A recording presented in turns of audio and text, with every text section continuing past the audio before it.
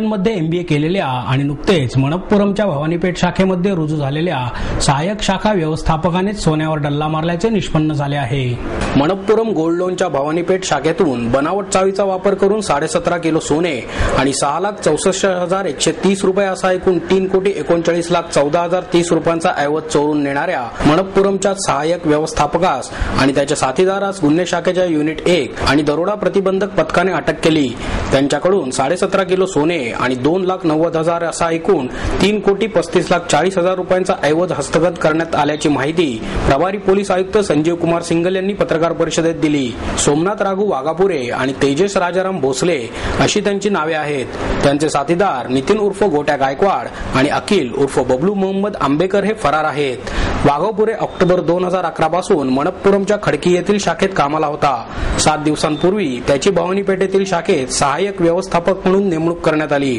वाघापुरेने London येथे MBAचे शिक्षण पूर्ण केल्याची माहिती समोर आली असून त्यासाठी त्याने पुणे जिल्हा मध्यवर्ती बँकेच्या नीरा येथील शाखेतून शैक्षणिक कर्ज म्हणून 10 लाख रुपये घेतले होते. पुरंदर तालुक्यातील झिरप वस्ती येथील अनेकांना त्यांनी नोकरी लावण्याचे आमिष दाखवून गंडवलेले आहे. मनप्पुरमच्या भवानीपेठेतील शाखेत जमा झालेला ऐवज चोरण्याची सुपीक कल्पना वाघापुरेला काही दिवसांपूर्वी सुचली. त्याने साथीदार भोसले, गायकवाड आणि आंबेकर यांच्या मदतीने चोरीची योजना आखली. त्याप्रमाणे मंगळवारी दुपारच्या सुमारास वाघापुरेने कार्यालयातील एका संगणकावरून CCTV कॅमेरे बंद केले. रात्री आरोपींपैकी एकाने कार्यालयातील लँडलाईनवर फोन करून रखवालदाराला हजेरीपत्रक घेऊन जवळील चौकात बोलवले. दरम्यानच्या काळात वाघापुरे आणि त्याच्या साथीदारांनी कार्यालयातील शटर, ग्रिल, तिजोरीचा दरवाजा आणि तिजोरी बनावट चावीने उघडून आतला ऐवज चोरला. कार्यालयातील ऐवज चोरी झाल्याचे बुधवारी सकाळी उघडकीस आले. पोलिसांनी तपासाचा वेग वाढवत रखवालदारांकडे सखोल चौकशी केली आणि त्यामध्ये त्यांना महत्त्वपूर्ण माहिती मिळाली. युनिट 1 चे पोलीस निरीक्षक सुनील देशमुख आणि दरोडा प्रतिबंधक पथकाचे पोलीस निरीक्षक सतीश गोवेकर यांनी वाघापुरेबद्दल अधिक माहिती संकलित केली असता तो नीरा नजीक असलेल्या कर्नलवाडी जवळील झिरप वस्ती येथील असल्याचे समजले. वाघापुरेने झिरप वस्ती येथील काही जणांना पैसे दिले असून त्यांनी नीरा येथील बँकेत कर्जाचा हप्ता भरल्याचे निदर्शनास आले. वाघापुरे आणि त्याच्या साथीदारांनी चोरी केल्याचे त्यावरून शिक्कामोर्तब झाले. गुन्हे शाखेचे अतिरिक्त आयुक्त अनंत शिंदे, उपायुक्त राजेश बनसोडे यांच्या मार्गदर्शनाखाली युनिट 1 चे निरीक्षक सुनील देशमुख, दरोडा प्रतिबंधक पथकाचे निरीक्षक सतीश गोवेकर, सहाय्यक निरीक्षक दत्ताराम बागवे, संतोष जगताप आणि महिला कर्मचारी सुनीता दामसे यांच्या पथकाने आरोपींना अटक करून ऐवज हस्तगत केला. आरोपींनी त्यांच्या नातेवाईकांकडे काही ऐवज ठेवला होता, तो हस्तगत करण्यात आल्याचे प्रभारी आयुक्त सिंघल यांनी सांगितले. आरोपींनी बनावट चाव्या सातारा जिल्ह्यात तयार केल्याचे पोलिसांच्या तपासात समोर आले आहे. महापालिका अर्थसंकल्प विनाकारण फुगवण्यात आला असून महत्वाच्या योजनांकडे दुर्लक्ष झाले असल्याची टीका काँग्रेससह विरोधी पक्षाच्या गटनेत्यांनी केली. आयुक्त महेश पाठक यांनी 2012-13च्या मांडलेल्या अर्थसंकल्पात 342 कोटींची वाढ करत स्थायी समिती अध्यक्ष बाबूराव चांदेरे यांनी सुमारे 3,633 कोटींचा अर्थसंकल्प मुख्य सभेपुढे सादर केला होता. अर्थसंकल्पात सार्वजनिक वाहतूक, मेट्रो, पाणी पुरवठा, जेंडर बजेट आणि वाहनतळांच्या सुविधांकडे दुर्लक्ष झाले आहे. त्यामुळे अर्थसंकल्प कुचकामी असल्याची टीका भाजपच्या ज्येष्ठ सदस्य मुक्ता टिळक यांनी केली. पुणेकरांना आर्थिक शिस्त लावणाऱ्या स्थायी अध्यक्षांच्या अर्थसंकल्पाच्या मांडणीत शिस्त नाही. पाणी पुरवठ्याची गंभीर समस्या असताना प्रकल्पावर 14 कोटींचा खर्च कमी केला. शहरातील नैसर्गिक तलावांच्या संवर्धनासाठी विशेष तरतूद नाही. मेट्रो सारख्या महत्वाच्या प्रकल्पाला निधी नाही. त्याचवेळी प्रभागातील सत्ताधारी आणि विरोधकांच्या निधीत तफावत ठेवण्यात आली आहे, अशी टीका करत विरोधी पक्षनेते वसंत मोरे यांनी विकास कामात भेदभावाचे राजकारण केल्यास आंदोलन करण्याचा इशारा दिला. मात्र अर्थसंकल्पात विकास निधीसाठी तरतुदी करताना आणि योजना मांडताना कोणतेही राजकारण झालेले नाही, असा खुलासा सभागृह नेते सुभाष जगताप यांनी केला. ते म्हणाले, सर्वांनीच नागरिक कृती समितीवर टीका केली, परंतु या कृती समितीमध्ये संबंधित विषयातील तज्ज्ञ आणि निवृत्त अधिकाऱ्यांचा सहभाग असणार आहे. शहरातील महत्वाच्या प्रकल्पांची कामे दर्जेदार होतात का याची पाहणी समिती करणार आहे. त्यासाठी सदस्यांना मानधनही देण्यात येईल. यापुढे उत्पन्न वाढीसाठी दर 3 महिन्यांनी आढावा घेण्यात येईल. महापालिका अर्थसंकल्पावरील 2 दिवसांच्या चर्चेसाठी आयुक्त महेश पाठक उपस्थित नाहीत, ही दुर्दैवी घटना असल्याची टीका काँग्रेस गटनेते अरविंद शिंदे यांनी केली. ते म्हणाले, प्रशासनाने स्थायी समितीला सादर केलेल्या अर्थसंकल्पात कॅनरा बँकेकडील 111 कोटींचे कर्ज दाखवण्यात आले, परंतु या निधीसाठीच्या योजना अथवा खर्चाची तरतूद दिलेली नाही. शिवाय गावाकडच्या खेळांना भरीव तरतूद करताना शहरी खेळांचा विसर अर्थसंकल्पकर्त्यांना पडला आहे. बालगंधर्व रंगमंदिराला तरतूद करताना अग्निशमन यंत्रणेसाठी निधी दिलेला नाही. शिवाय पुणे आंतरराष्ट्रीय मॅरेथॉन, पुणे फेस्टिवल, सवाई महोत्सव, भारतीय वारकरी मंडळाच्या निधीला कात्री लावण्याचे राजकारण त्यांनी केले आहे, असेही ते म्हणाले. यावर बोलताना बाबूराव चांदेरे म्हणाले, अर्थसंकल्पात शहरी आणि ग्रामीण असा कोणताही भेदभाव केलेला नाही. विकासाच्या योजना आणि दिवा लावणाऱ्यांच्यात चुका होतात. अर्थसंकल्पात काही त्रुटी राहिल्या असतील, कोणाला निधी कमी मिळाला असेल तर गटनेत्यांशी चर्चा करून वर्गीकरणातून निधी दिला जाईल आणि सर्वांना बरोबर घेऊन विकासाची कामे करण्यात येईल, असेही त्यांनी नमूद केले.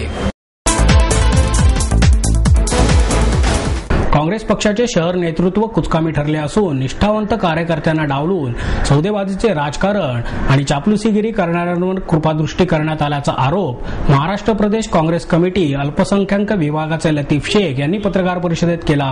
तसेच पुणे महापालिकेतील शिक्षण मंडळ सदस्यपदी त्यांची नियुक्ती करण्यात येत असल्याने काँग्रेस पक्षाच्या निष्ठावंत कार्यकर्त्यांवर अन्याय झाला आहे, अशी माहितीही शेख यांनी यावेळी दिली. पुढे ते म्हणाले, काँग्रेस पक्षांमध्ये सर्व जाती धर्माच्या कार्यकर्त्यांना बरोबर घेऊन सामुदायिकपणे निर्णय घेण्यात येत होते, परंतु सध्या काँग्रेस पक्षात कोणालाही विश्वासात न घेता, चर्चा न करता, कुठल्याही निष्ठावंत कार्यकर्त्यांना विचारात न घेता आपल्या मर्जीप्रमाणे निर्णय घेऊन काँग्रेस पक्षाचा कारभार चालू आहे. त्यामुळे आगामी लोकसभा आणि विधानसभा निवडणुकीत काँग्रेस पक्ष रसातळाला जाईल. काँग्रेसचे नेते सौदेबाजीचे राजकारण करून काँग्रेस पक्षाचा कुठलाही विचार न करता सच्चा निष्ठावंत कार्यकर्त्यांवर वेळोवेळी अन्याय करत आहेत आणि जे कार्यकर्ते या नेत्यांच्या पुढे राहून चापलूसगिरी करणाऱ्या कार्यकर्त्यांना काँग्रेस पक्षात महत्व आले आहे. तसेच काँग्रेस पक्षात एक व्यक्ती एक पद असताना सुद्धा त्यांच्याकडे 2 पदे आहेत. त्यांनीच काँग्रेस पक्षाच्या विरोधात काम केले आहे.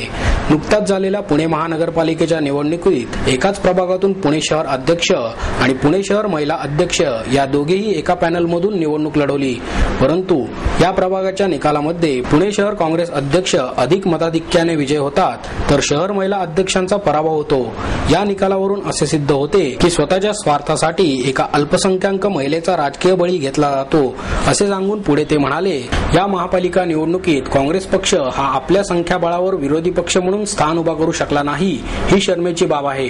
या निवडणुकीत पक्षांचे झालेले अतोनात नुकसान होऊन देखील अद्यापपर्यंत काँग्रेस पक्षाची शहर कार्यकारिणीची बैठक घेण्यात आली नाही. तसेच पक्षाच्या ध्येय धोरणानुसार दर 3 महिन्याने होणारी बैठक बोलवून संघटनात्मक चर्चा करणे असे देखील होत नाही.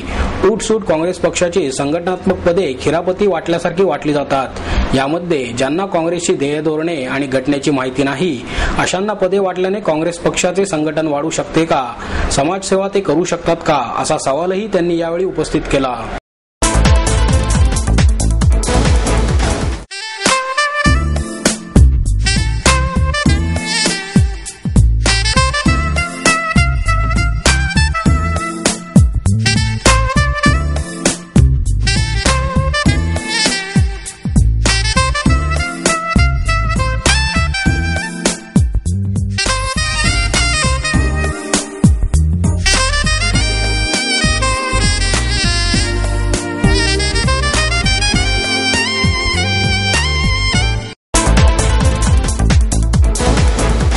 नागरिकांचा विरोध असताना लादण्यात येणाऱ्या हेल्मेट सक्तीच्या विरोधात हेल्मेट सक्ती विरोधी कृती समितीची स्थापना करण्यात आली. या कृती समितीद्वारे हेल्मेट सक्तीला तीव्र विरोध करण्याचा निर्धार समितीच्या बैठकीत व्यक्त करण्यात आला. उपमहापौर दीपक मानकर यांची समितीच्या अध्यक्षपदी निवड करण्यात आली असून या संदर्भात हेल्मेट सक्ती विरोधात महापालिकेमध्ये विशेष बैठकीमध्ये ठराव करण्याचे आश्वासन उपमहापौर दीपक मानकर यांनी दिले. 8 महिन्यांपूर्वी पुण्यातील नागरिक आणि विविध संघटनांनी हेल्मेट सक्तीला विरोध केल्यामुळे सरकारने हेल्मेट सक्ती मागे घेतली होती. मात्र पोलीस आयुक्त मीरा बोरवणकर यांनी शहरात हेल्मेट सक्ती करणार असल्याचे पुन्हा जाहीर केले असून त्याप्रमाणे कारवाई सुरू केली आहे. या विरोधात विविध पक्ष, संघटनांचे पदाधिकारी, संस्था, नागरिक यांच्या उपस्थितीत हेल्मेट सक्ती विरोधात कृती समिती स्थापन केली. उपमहापौर दीपक मानकर, नगरसेवक धनंजय जाधव, सिद्धार्थ शिरोळे, म्हाडाचे अध्यक्ष अंकुश काकडे, ॲडव्होकेट विश्वनाथ पै, माजी महापौर शांतीलाल सुरतवाला, शिवा मंत्री, ग्राहक पंचायतीचे सूर्यकांत पाठक, संदीप खर्डेकर, धीरज घाटे यावेळी उपस्थित होते. मानकर म्हणाले, समाजाचे दुःख शासनाने जाणून घेण्याची गरज आहे. नागरिकांवर एक प्रकारे हेल्मेटची सक्ती लादण्यात येत आहे. मात्र या विरोधात नागरिकांनी एकत्र येऊन आंदोलन उभारण्याची गरज आहे. महापालिकेमध्ये या संदर्भात विशेष सभा घेऊन नागरिकांच्या वतीने पोलिसांना पत्र पाठवण्यात येईल. काकडे म्हणाले, हेल्मेट सक्ती करून काहीही साध्य होणार नाही. अशा प्रकारे नागरिकांना वेठीस धरण्याचा प्रयत्न आम्ही हाणून पाडू. पोलिसांनी पहिल्यांदा शहरातील चोऱ्या थांबवाव्यात, त्यानंतर अशा प्रकारची सक्ती करावी. पाठक म्हणाले, हेल्मेट सक्ती लादणारे पोलिसच स्वतः हेल्मेट घालत नाहीत. महापालिकेने या सक्तीला विरोध करण्याचा ठराव करावा. पुणेकरांनी पोलिसांना आपली ताकद दाखवून द्यावी. सुरतवाला म्हणाले, सार्वजनिक वाहतूक व्यवस्था चांगली नसल्यामुळे नागरिकांना दुचाकी हाच पर्याय आहे. मात्र तो पर्याय वापरताना केली जाणारी सक्ती अन्यायकारक आहे. 4 चाकीमध्ये फिरणाऱ्यांनी आम्हाला केलेली ही सक्ती खपवून घेतली जाणार नाही, असेही त्यांनी नमूद केले. मराठी उद्योजकांनी मराठी तरुणांना नोकरी देण्यासाठी पुढाकार घेतला पाहिजे, असं प्रतिपादन ज्येष्ठ विचारवंत भाई वैद्य यांनी केले. साहित्यिक कलावंत प्रतिष्ठानच्या वतीने आयोजित करण्यात आलेल्या प्रेरणा स्त्रोत मराठी उद्योजक भाग 2 या विदा पिंगळे लिखित पुस्तकाचे प्रकाशन भाई वैद्य यांच्या हस्ते करण्यात आले. या कार्यक्रमास उद्योजक DS कुलकर्णी, प्रकाश कुतवळ, रामदास माने, रोहिदास मोरे यांच्यासह महाराष्ट्र साहित्य परिषदेचे कार्यवाह मिलिंद जोशी, साहित्य कलावंत प्रतिष्ठानचे अध्यक्ष आणि नगरसेवक दिलीप बराटे आदी मान्यवर उपस्थित होते. वैद्य म्हणाले, मराठी माणसाने मागील काही वर्षात उद्योगधंद्यात केलेली वाटचाल अतिशय वाखाणण्याजोगी आहे. या उद्योजकांची तळमळ केवळ उद्योग वाढवण्यातच आहे असे नव्हे, तर आपण समाजाचे काहीतरी देणे लागतो याची जाण त्यांना आहे. त्यामुळे ते समाजात मान्यता प्राप्त आहेत. लेखक पिंगळे यांनी मराठी उद्योजकाची कहाणी समाजापुढे पुस्तकाच्या रूपाने आणून एक वेगळी चौकट साहित्यात उभी केली आहे. या मराठी उद्योजकांनी मराठी माणसांना रोजगार उपलब्ध करून द्यावा, असे आवाहन त्यांनी यावेळी केले. DS कुलकर्णी म्हणाले, कोणताही उद्योग उभा करायचा असेल तर त्यासाठी प्लॅनिंग हवे आहे. ते असेल तर 50% काम पूर्ण झाले असे समजा. मात्र आजच्या परिस्थितीचा विचार केला तर भ्रष्टाचाराने एवढा गोंधळ घातलेला आहे की त्यामुळे काम करणेच अवघड होऊन बसले आहे. भारत महासत्ता बनवायचा असेल तर प्लॅनिंगच पाहिजे. मात्र हे प्लॅनिंग करण्यासाठी कोणत्याही राजकीय पक्षाकडे अगर नेत्याकडे कोणत्याही प्रकारचा विचार नाही. प्लॅनिंग तर खूप दूरची बाब. आजच्या तरुणांनी उद्योग उभारण्याची आवश्यकता असलेल्या शिक्षणाची उपलब्धता आपल्याकडे नाही, ती उभी करणे आवश्यक आहे, असेही त्यांनी सांगितले. Akhil Bharatiya doctor Babasaheb Ambedkar memorial hockey स्पर्धेचे 21 ते 29 एप्रिल दरम्यान आयोजन करण्यात आले आहे, अशी माहिती समितीचे अध्यक्ष स्टॅनली डिसोजा आणि कार्यकारी अध्यक्ष श्रीधर तंबा यांनी पत्रकार परिषदेत दिली. या स्पर्धा पिंपरी येथील मेजर ध्यानचंद पॉलीग्रास हॉकी स्टेडियम येथे होणार आहेत. या स्पर्धेत पुण्यातील 11 तर पुण्याबाहेरून 8 संघ असे 19 संघ सहभागी होणार आहेत. पुण्याबाहेरून येणाऱ्या संघांमध्ये union bank of India Mumbai, Maharashtra राज्य पोलीस, सेंट्रल रेल्वे, इस्लामपूर जिल्हा हॉकी संघ, कोल्हापूर जिल्हा हॉकी संघ, आंध्र प्रदेश राज्य हॉकी संघटना, इंडियन बँक चेन्नई या संघाचा समावेश आहे. तर पुण्यातील super 11, Poona police, metro SC, hockey lovers, Rakshak sports club, Green Meadows, Rajesh Pillay academy, Priyadarshini hockey संघ, railway police, Vikram Pillay academy आणि रेल्वे पोलीस लाईन या संघांचा समावेश आहे.